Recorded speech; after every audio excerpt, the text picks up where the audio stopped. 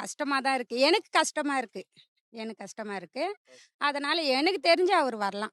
உதயநிதியை பற்றி எதிர்க்கட்சிகள் வைக்கும் விமர்சனத்தை மக்கள் எப்படி பாக்குறாங்க கேட்போம் வாங்க.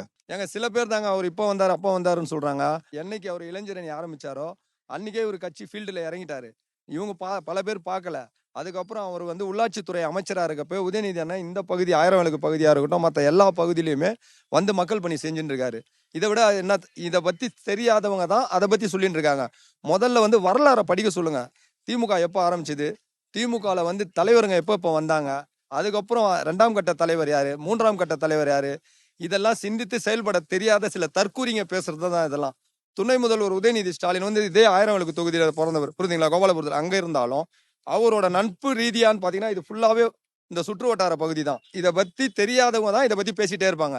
உதயநிதி அண்ணனை பத்தி என்ன தெரியும், அவர் இளைஞர் மன்றம் ஓபன் பண்ணி அதுக்கப்புறம் இளைஞரணியில வந்து அது இல்லாம அவங்க குடும்பத்தினரோட இணைந்து வாக்குகள் ஒரு சட்டமன்ற தேர்தலா இருக்கட்டும், ஒரு நாடாளுமன்ற தேர்தலா இருக்கட்டும், அந்த நேரத்துல எல்லாம் பாத்தீங்கன்னா அந்த வேட்பாளருக்காக களத்துல இறங்கி வேலை செஞ்சவங்க, புரியுதுங்களா. அதனால வந்து அவரை பத்தி குறை சொல்லணும்னா இப்ப விமர்சனங்கள் தான் வரவேற்கணும். ஏன்னா விமர்சனம் இல்லாம வளர்ச்சி கிடையாது. அது வந்து தரம் தார்ந்த விமர்சனமா இருக்கக்கூடாது. விமர்சனம் அவங்க பண்றாங்க.